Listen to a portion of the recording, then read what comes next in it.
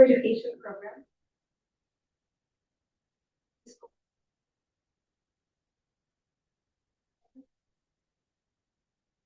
This is a talk about a country where English is used as a foreign language for communication and academic purposes. The objective of this series of talks is to offer school and university students and teachers the opportunity to expand their understanding of the English language and its significance in the global context. Additionally, and equally important, it provides distance tourism to engage with the English language. To thank all the students and teachers in the audience participating with us. First, we'll have the presentation, and then we'll have some time for questions and comments. This occasion, pleased to introduce the student, Jesus Alberto Duque Lozano. He's a 20 Student Duque is a human talent assistant and current student in the bachelor's degree in foreign languages and English at the University of Córdoba. He's presently participating in the Person Common Mobility program, the field of pedagogy in English. His talk on this opportunity is Colombia, Culture, Diversity, and Education. This presentation explores Colombia's identity, highlighting its geography, history, diversity, economy, education system. It examines Colombia's strengths and challenges, emphasizing its rich heritage and human capital as foundations for development. Before I start, I want to remind you to turn on your phones to respect this instance. So the floor is yours, Jesus. Everybody.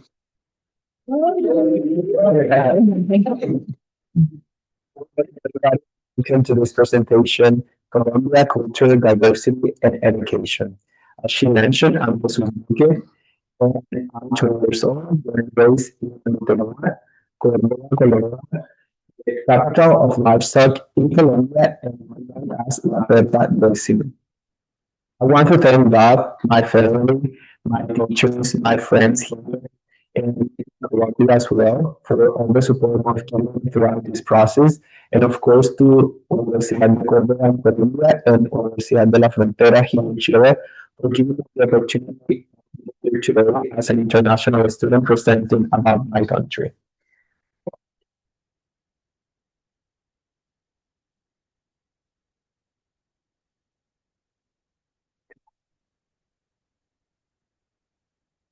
Here's a photo of mine and a brief description of me. And this is my city, Guatemala. It's divided by a river in two sides, the east and west side.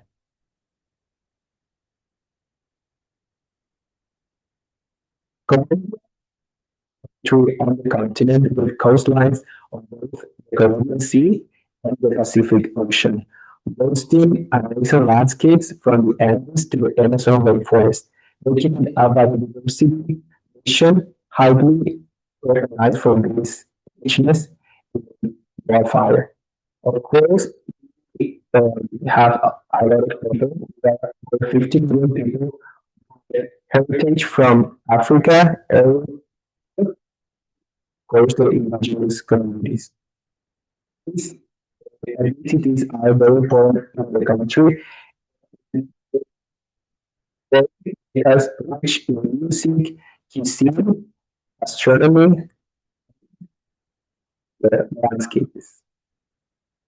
Its African economy is major exporter of coffee, corn, and oils, strategically located for global trade. The government system is democratic, and my country is actively participating in regional and environmental activities and initiatives.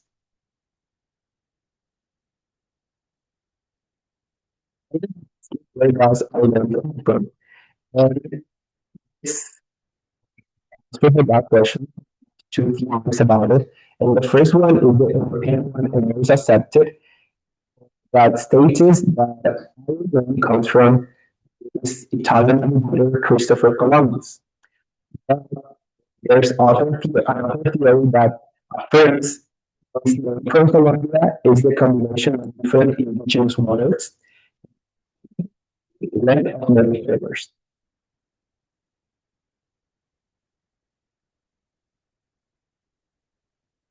Here's a bit of history about how my country became what it is today. Went through the different stages to become what we are. The first one is the pre-colonial period. This period included different indigenous civilizations with advanced government, agriculture, and trade networks, with also complex social and religious systems. The conquest, the Spanish explorers arrived in 1499 and conquered Galapagos countries by the 1530s. They imposed their language, their religion, their traditions, the colonial system, and also the colonial culture. The colonial period under the Spanish crown, the territory was part of the Viceroyalty of Peru and Lower Granada. The Spanish authorities controlled land, governance, and also trades. The Catholic Church influenced culture and education.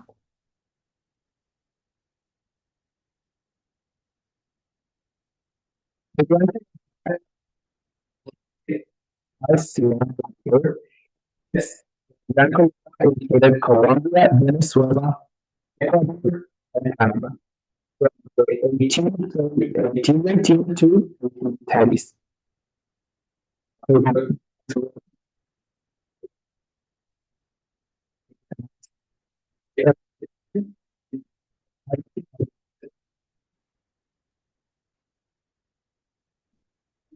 Inspired uprisings. Successful victory at Bogota in 1819 led to the creation of a new republic.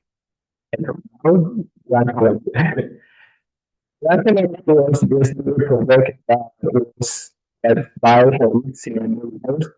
It included Colombia, Venezuela, Ecuador, from 1819 to 1831. Different political divisions and regional divisions led to its dissolution. After the breakup of the post-Gran Colonial states, and the territory experienced political evolution, transitioning to different political systems, facing internal strife. Finally, a modern centralist republic with a history of centralist democratic constitutions. And the current constitution we have is the 1991, which is emphasized on democratic principles and social rights.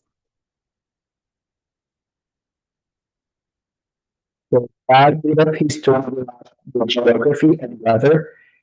My country geography includes llanos, savannas, mountains, volcanoes, beaches, major rivers. A lot of fantastic landscapes as you achievements, and our climate is better is different because we don't have seasons as you have, but we have different climates according to the altitude of the territory. For example, lowland zones are hot and humid, while altitude zones are warm, high mountain zones are cold. As you can see here, we have two maps. The first one is the Galapagos map. This fact is that the geopolitical region in Colombia is not the same. Because Colombia regions are different departments. And a department is in Colombia has what we call regions. So here is the map of the regions, and here is the map of the departments. For example, my department is Colombia and belongs to Colombia region. Colombia region has 7 departments.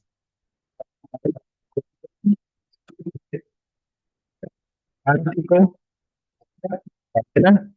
Cesar.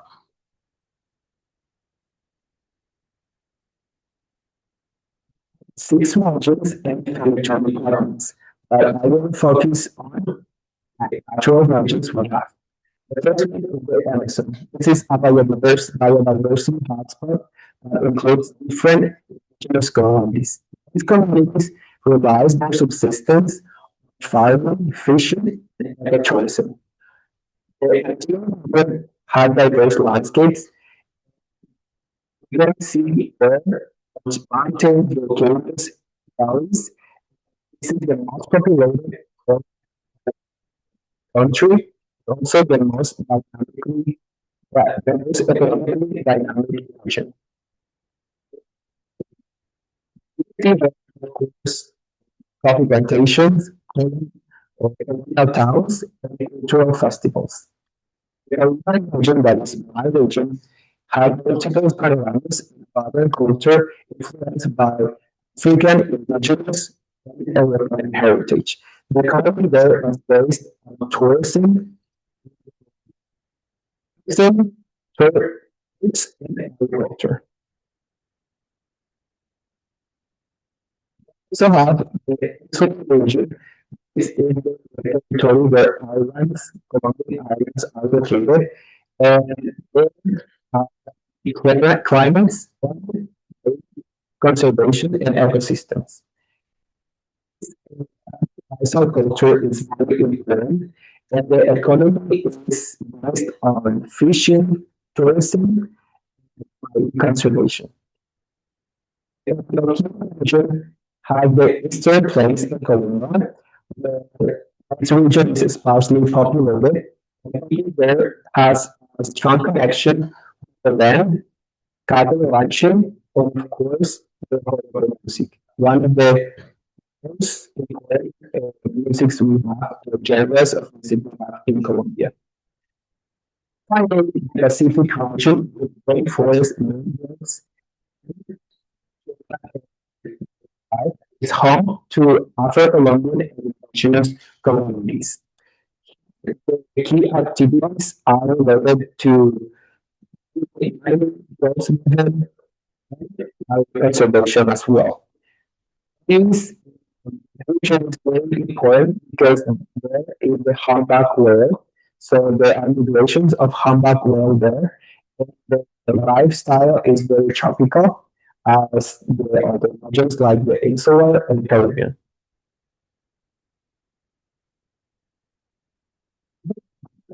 We also have ethnicities as indigenous, Afro-Colombian, mestizos, white, Roman Gitanos, and everyone, but these four ones are the most important. Not important, but the most known.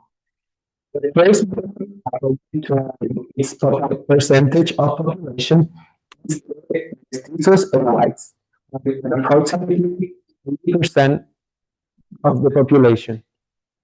Mestizos, mestizos are people of a mixture of European and um, African origin. And whites are people from Europe that came from distinct countries such as France, Germany, Italy, and other European countries. Afro-Colombians are approximately 6.7% of the population, and they are two types of Afro-Colombians. They can be mulattoes or Sambos. Mulattoes, as you can see here, are European plus African, while Sambos are indigenous plus African. Also, there are two important cultures called raizales that you can see them in the archipelago of San Andrés, Providencia, and Santa Catalina, and of course, palenqueros in San Basilio de Palenque, Bolívar. The indigenous peoples are the 4.3% of the population. There are over 100 ethnic groups such as Kogi, Embera, Ticuna, Nasa, Wayu, and other ones, preserving them their own culture, their own language, and their own traditions. They can reside in the Amazon rainforest or in the Andes, in Sierra Nevada de Santa Marta.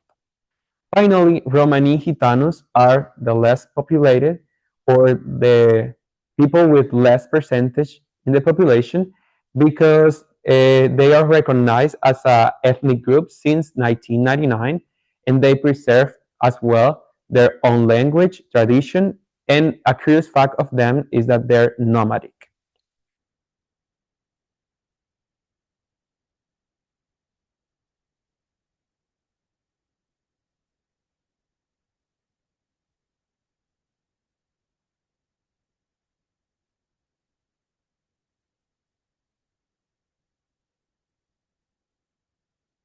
Mhm.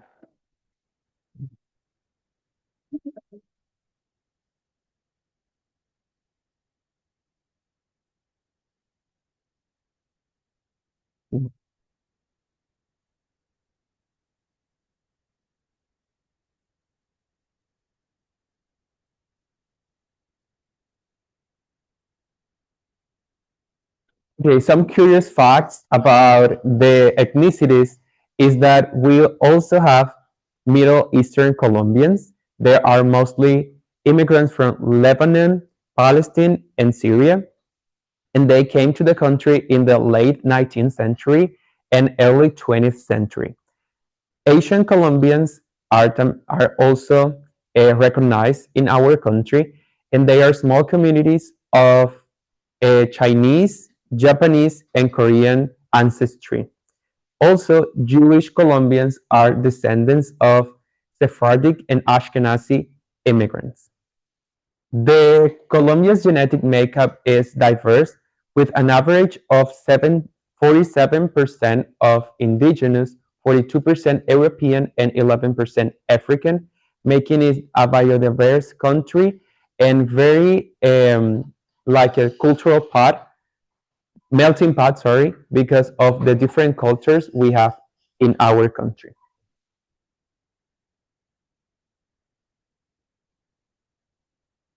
The gastronomy is very varied. Here is a map of the country and a traditional dish of each department. For example, here we can see in the archipelago of San Andres, that is the one in the top, in the left side, we have albóndigas de pescado or fish balls. That is the traditional dish. This doesn't mean that it's the only dish or main course they have there, but it's like the most known one.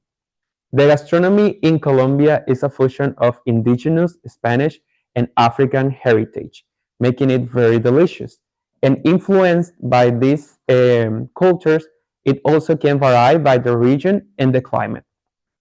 Staples like corn, rice, plantain make these dishes more delicious and interesting and varied. Also, the street food can showcase how the everyday food culture can vary.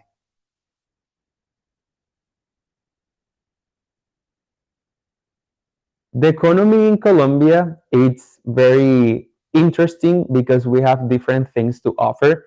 We are the fourth largest economy in Latin America, and we enjoy of strong institutions that can produce or make the macroeconomic more stable.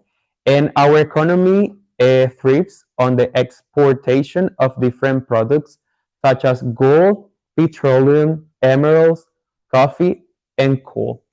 Agriculture, tourism, and a growing technology sector also offers diversification, and steady growth and improved stability have reduced poverty, but inequality and a large informal labor market still persist.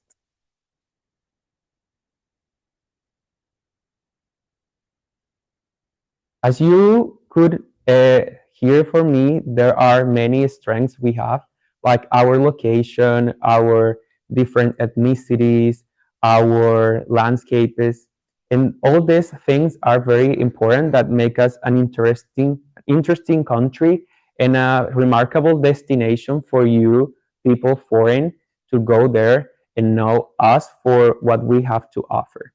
For example, our music, gastronomy, and traditions solidify that aspect of us as a powerhouse in culture in Latin America. Also, this unique blend of natural wealth, economic dynamism, and artistic vitality makes Colombia a remarkable destination for people that are not from there to go there and enjoy all these things I've mentioned. However, there are some challenges we are facing, such as this inequality and the large uh, informal labor market that makes limits economic inclusion, and of course the disparities, regional disparities, can hinder this economic prosperity and access to opportunities and social services. The security concerns are also paramount, but this they can be like considered from the like a silver lining because they are being treated, and there are different proposals and initiatives for them to be like reduced, but they can also generate or affect social stability and the investment confidence. Now, let's talk about education, the topic most of you were waiting for. And in Colombia, we have three types of schools. We have public, private, and cooperative. The public are the state-funded ones, and students do not pay anything for studying there. The private are like originated or founded by a particular person, and students who go there have to pay, and the cooperative ones are managed by communities, cooperatives, or foundations with costs more moderated.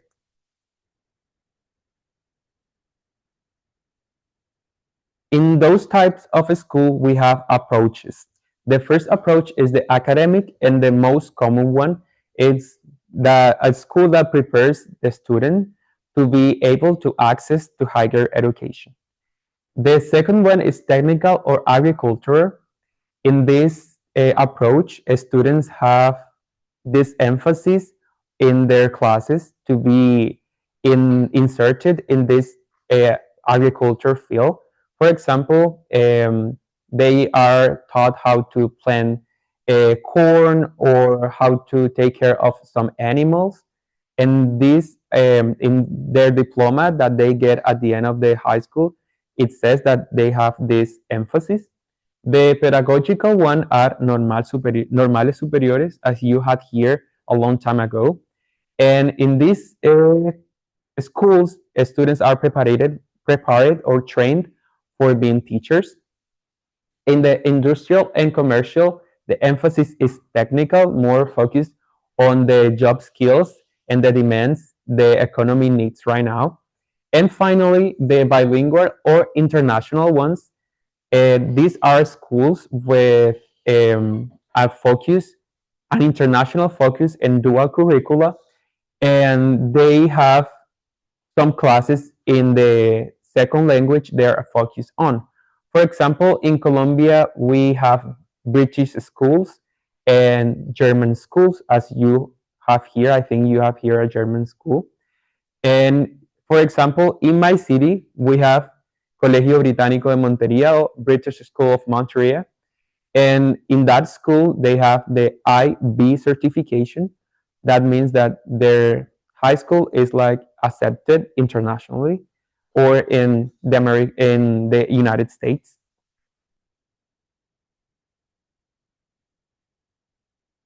And here are like the categories or levels for education, both in Colombia and in Chile. Starting with the early childhood, this is care for children between 0 and 5 years, and they are taken to the nursery or community homes where people who work there take care of them, but this is not compulsory. In Chile, the equivalent is early childhood education that can be seen in nursery or pre-kindergarten levels. In preschool, we have pre-kindergarten, kindergarten, and transition, being only transition the compulsory grade. And in Chile, the equivalent is kindergarten in early childhood education. Now we have basic primary education that it's the same in both countries.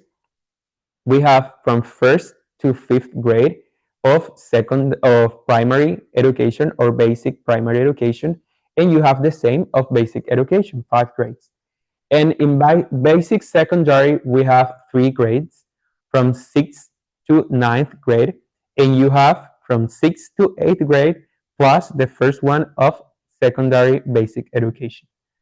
In the upper secondary, we have 2 grades from 10th to 11th grade.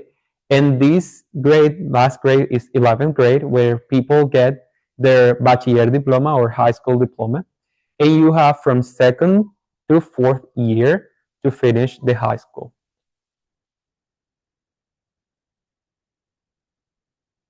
Now, to talk about higher education, we also have the same as you have. We have a technical, technological, professional, and postgraduate studies.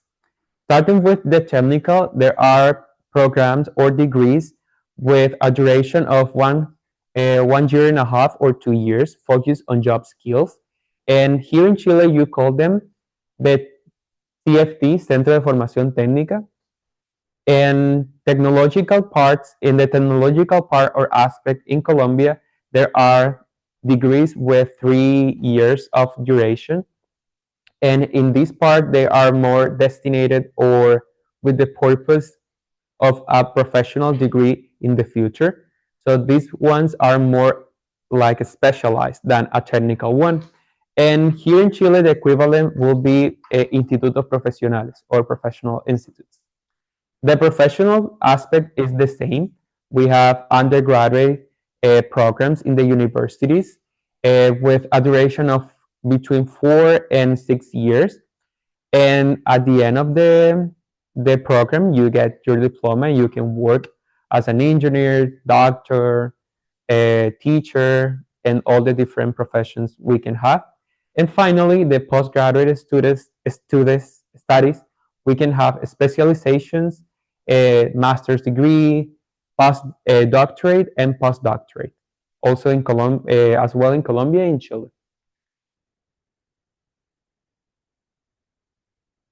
We in Colombia have mandatory subjects. This means that those subjects in the screen have to be taught no matter the type or approach the school has. These subjects are Spanish language, mathematics, social sciences, natural science, art, physical education, emotional education, arts, computer science and technology, ethics and in human values, and religious education. So we all Colombians, when we are in high school or in the school as well, have to be taught all these subjects. For accessing to the university, there are different methods, but the main requirement is that the people who are applying to get a spot in the university, they have to finish their high school, get their diploma, and present the national test. We, as well as you Chileans, have PAES. We have the ICFES, that is our national test. Our test is a score from 0 to 500. And these two features are like the considerations universities or technical institutions or technological institutions have or take into account when receiving a student. Also, the admission can be different according to the institution. For example, a public university mostly consider the score that the student got in ICFES, but private universities can just have an interview with the candidate, and according to his performance or her performance is accepted or not accepted in the university.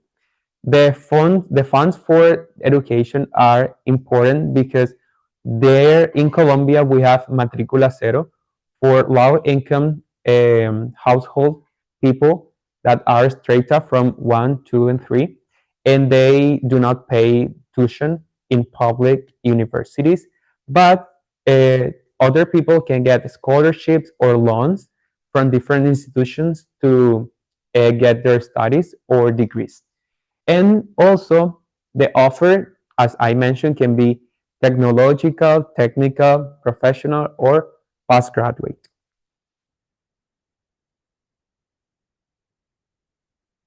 To become a teacher in Colombia, you have two options. You can study at a Normal Superior and get your Normalista Superior diploma. But if you do this, you only can work in preschool and primary, not in high school. But if you get a licenciatura degree, that is what I'm studying, that will be the equivalent of every pedagogy you have here.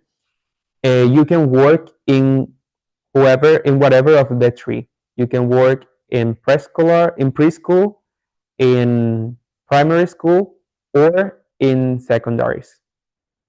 But if you want to work in a university, you have to be professional in the area you want to work in and get a course of higher education, because it's of course different how teaching a child or a teenager or how to teach adult. And there's another difference because to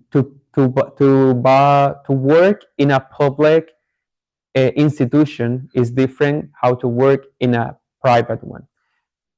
First of all, for the way you enter there, because to work in a public one, you need to make a test or do a test.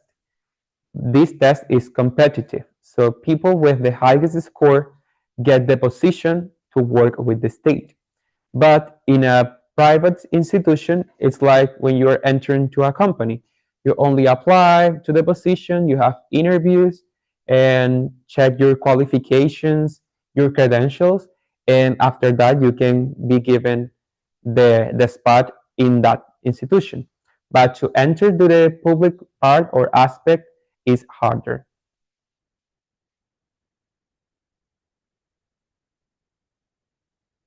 The hiring process is different in each one, because in the public one, after you get your score, you see if it was enough to be accepted, and then the state check your credentials, your qualifications, and you are offered a position.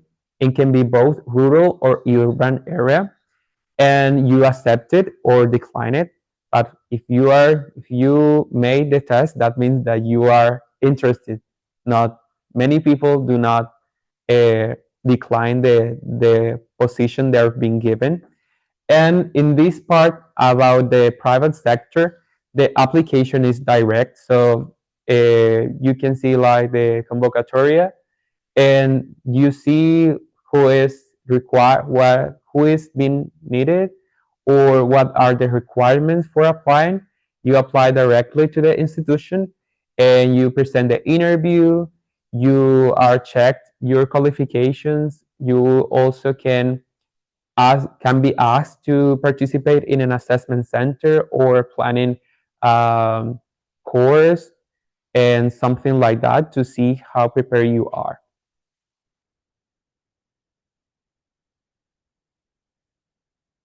In the teacher salary, promotion, and pension varies in the two aspects, because people or teachers who work in the public sector, in this year 2025 they had a 7% of increase in their salary with a 1.6 bonus, 1.6% of bonus in their salary. And in a private school, it's not in the same way, because the salary is like set according to what the institution policies establish.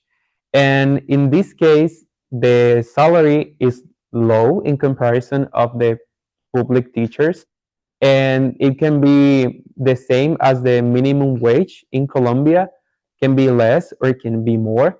But if our schools like the British school or elite schools, they have a salary more related or more equal to what a public teacher can get. In the promotion part, in the public sector, teachers can be promoted or have ascents when they study a postgraduate study, a specialization, a master degree, or doctorate, or when they have performance assessment to see how they teach, to see the classes, how are the students going in their subjects, how has been the progress in his class or in her class, and the progress of his or her students. And in the pension, the public sector have to uh, fulfill with some requirements like age and weeks of work. For example, men can retire or get their pension when they are 62 years old and fulfills an amount, specific amount of works of week work. Like I think it's like 1,000 weeks of work. I'm not that sure, but it overcomes the what 1,000 weeks. And women, it's the same, but they have, I mean, the same in the requirement, but the age is different because women have to be 57 years to retire, and the amount of weeks is less than the men. And here in the private sector, the salary is set by the institution. Maybe they can get promotions, maybe they can get increase in their salary, but it's not something like regulated by the law in comparison as the public aspect, because this is regulated by the law. They annually have this increase, but in private institution is more according to what the policies of each institution establish. And if they're promoted, of course, depends on what they think about a promotion, if they have enough budget, and those type of situations that they can be presented. And the pension is mandatory for them as well. They are like taken from their salary a specific amount or percentage of the salary to a pension fund, to when they retire they can get that money. And well, that was all. Thank you for your attention, and I'll be glad to see your questions and your inquietudes and all what you can comments. I'm here to listen. Thank you very much, Jesus, for your excellent presentation. And now, as Jesus mentioned, we will have some time for questions. So we invite you to raise your hand and participate.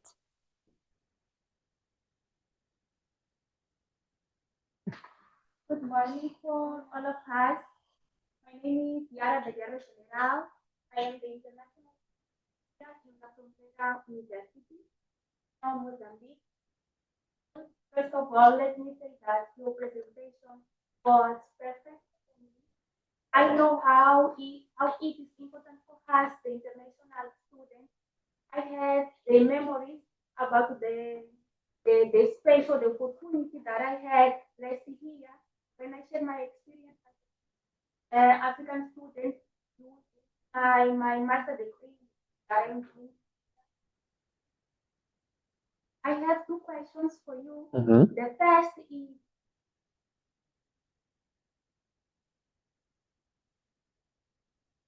yeah. The first question is about the your vision about the importance to know and develop our abilities in language.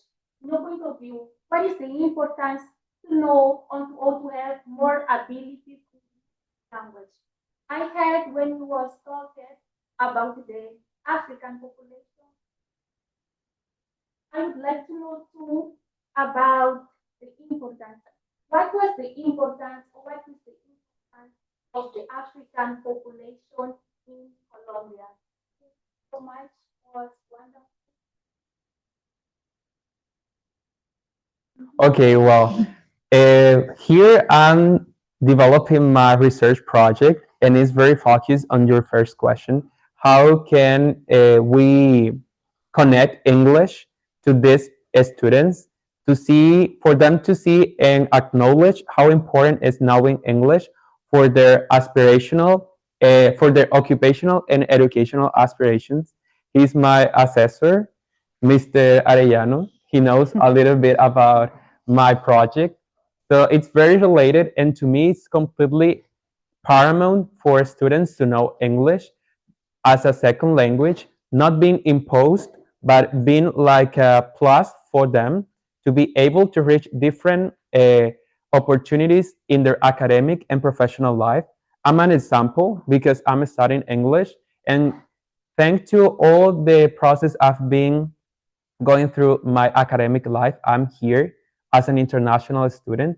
And I want to be an inspiration for all the students in my country to see that English can be like a gateway for different opportunities that can make you better in your academic and professional life, because an opportunity like this makes you grow incredibly.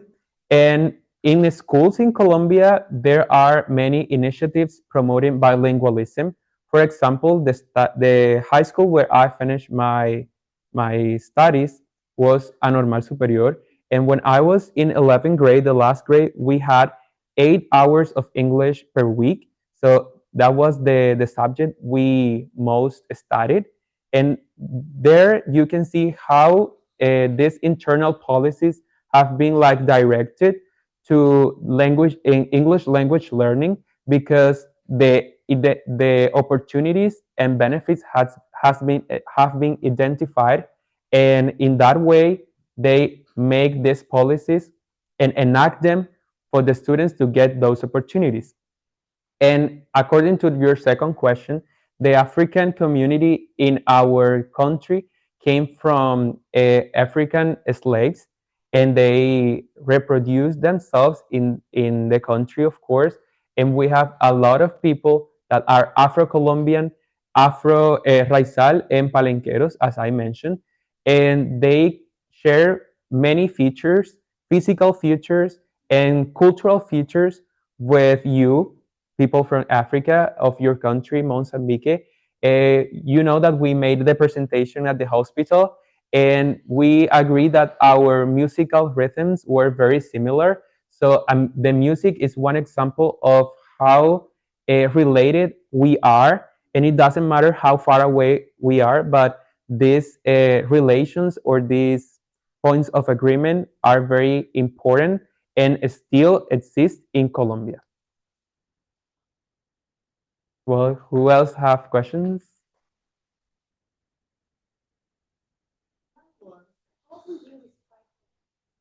Well, I will define Colombia as diverse, as I put in the title of my presentation, because we are not just one thing that we can see. We cannot say that we went out of the egg and just like that. No, we went like this combination, this mixture of different cultures. And I feel very proud of being Colombian because I know a little bit of people from Europe, a little bit of from people of Africa, and of course the indigenous communities. So we have a lot of culture to learn and to show the world. So diversity will be the word I define. Will be the word with I define my country. Thank you very much.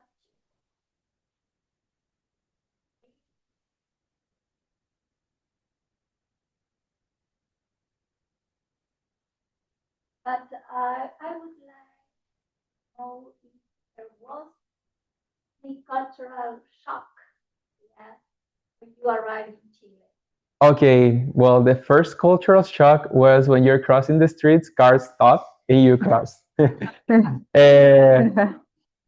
other cultural shock was that, if, for example, in my house, we have a water filter, and here you can drink water from the top. And that's something we don't, well, in my house, we don't do that, but it's healthy or it's not dangerous to drink it by the top here. On different another cultural shock was how is people here in Chile, because when you came from a different country, you listen that people that are from cold weather are like distant, are not that friendly. But I I could realize the country because here everybody have been very nice to me. You teachers, my classmates, my friends for other countries, and everybody I've known here have been very nice. And in the educational part, I think you here at the UFRO have a good level, and you are very keen to students to make the most of the opportunity of studying here. For example, the aspect of conversations with native speakers to me is new because we don't have that in our university.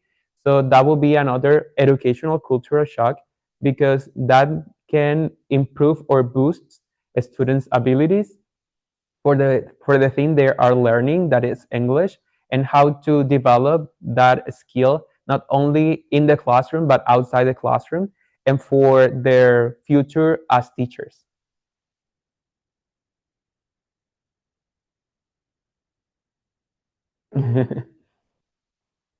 Cami?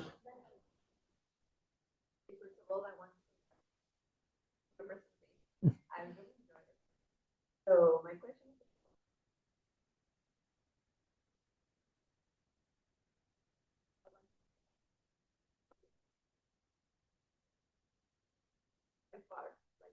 reading through The independence. I think it's very important because actually we made a poem with my classmate here, Javiera. That was like the first group activity I think I had here in literature class. And we have to make something like a poem related to a feeling, but not to it. It was like a metaphor, show something or write something that we human beings face, but with metaphors. And independence was like the intangible feeling that we human beings feel that we wrote about. And to me, personal growth is related with independence because you need independence to face your fears, face your decisions, your dreams, and you have to have enough independence to take the risk of going or chasing your decisions, your dreams, and your aspirations.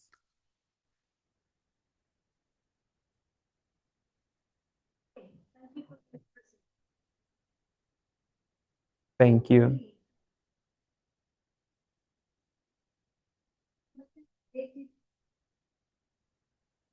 That you mentioned that Mhm. when you related to salary, Mm-hmm. you mentioned sistema maestro, Colpensiones. Sí, Colpensiones. Yeah. Please give us some more Okay. details. Sistema maestro is when the person that present the test or do the test to work in the public sector have this provisional position. It's not that they have this contract, a long-term contract, but this is provisional. So in Sistema Maestro are uh, people who are not with long-term contracts are there in Sistema Maestro, and in that part they can apply for these provisional ones, looking forward having a long-term one. And Colpensiones is a fund where the public fund in Colombia, where everybody is, it doesn't matter if you're a teacher or not, from your salary, there's a percentage that is taken and designated to that fund for you when you retire. And Colpensiones is the public fund, but there are another funds like Comeva, Provisora también, and Colpatria, and other ones that are fulfills the same function but are not public. But the public one is like the most popular, and people there are more benefits if you are in the public one.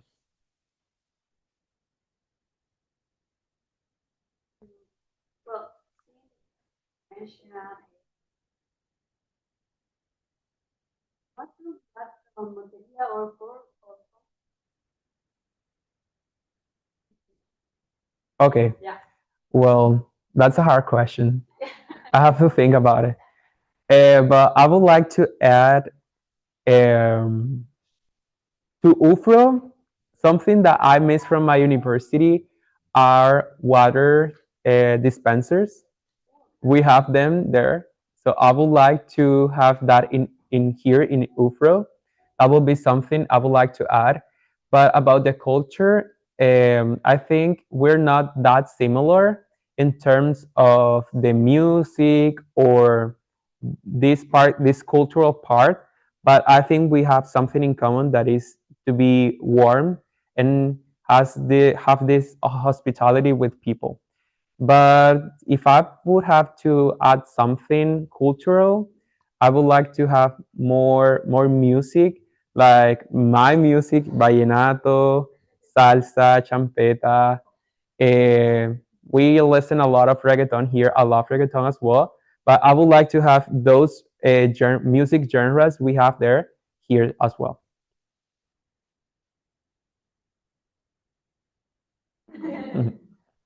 Well, someone else has questions?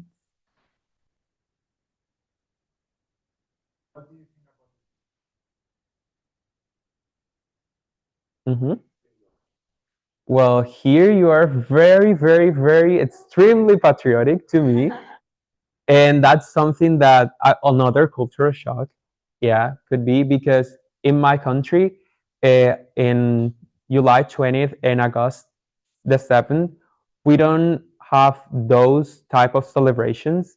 There are only like parades, military parades, and that's all. And people only in that day take their flag out, but you here have the flag the whole month, and have like a whole week of celebration for this event that is very important for you. But I would like Colombia to be that patriotic in those dates, because it's something to show, or it's a day to show how you care about your country and how you value your traditions and your history.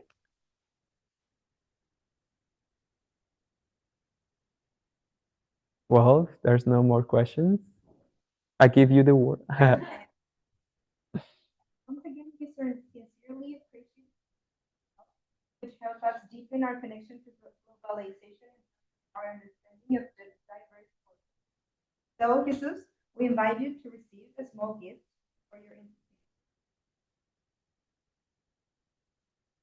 Thank you.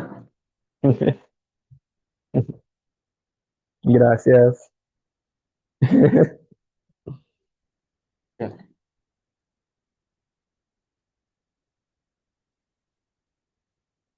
Okay.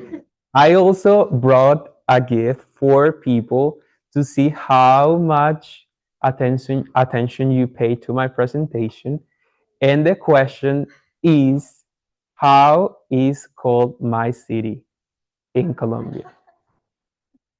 Ah, no, but that's the name. I mean like the nickname. Like how is known in Colombia? My city.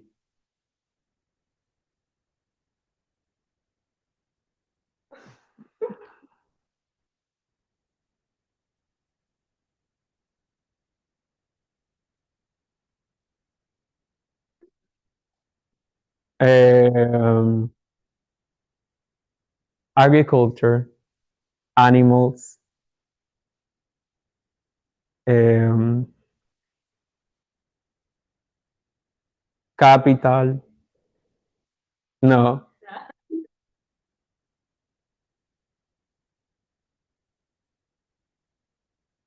del sur.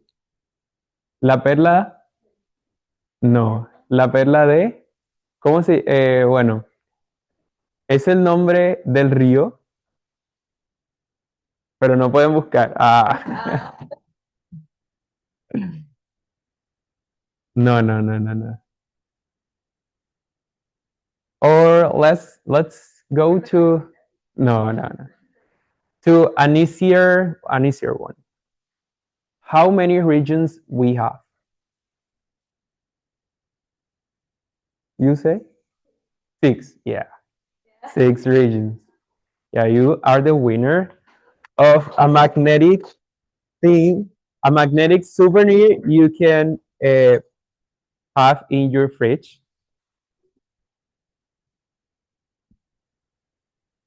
Let me look for it. It is. That says Monteria, Córdoba, and with iguana. That is one of the animals we have in Monteria.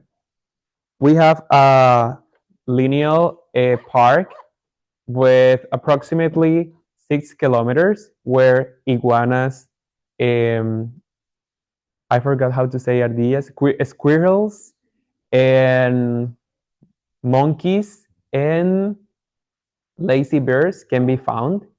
So, in a lot of birds that are endemic there, and it's next to the river Sinú, la perla del Sinú. And the answer will be the capital of the livestock capital of Colombia, capital ganadera de Colombia, or la perla del Sinú. Well, thank you so much for being here today.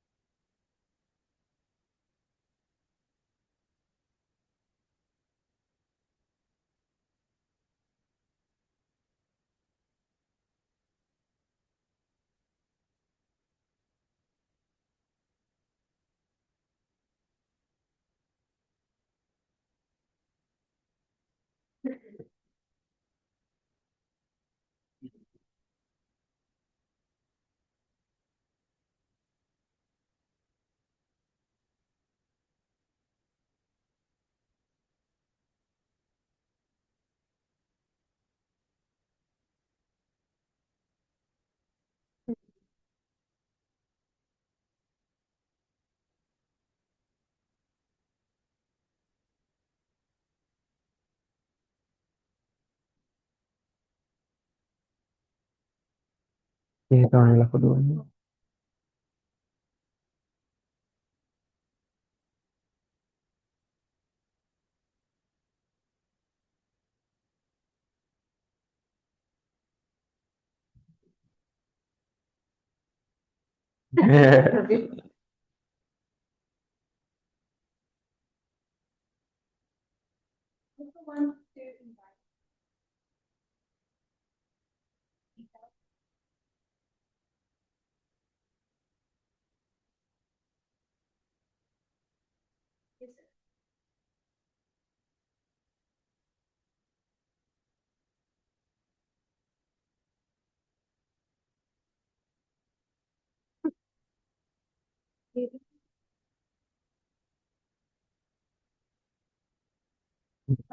¿Podrías poner nuevamente la presentación? Como la foto, la primera. Esa, no la primera.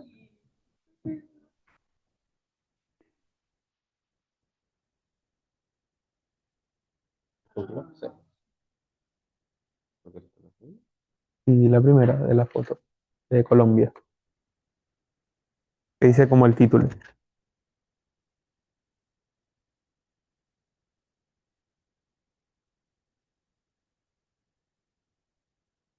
Esa,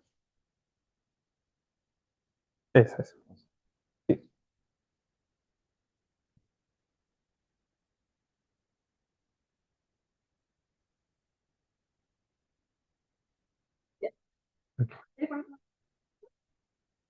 Muchas gracias.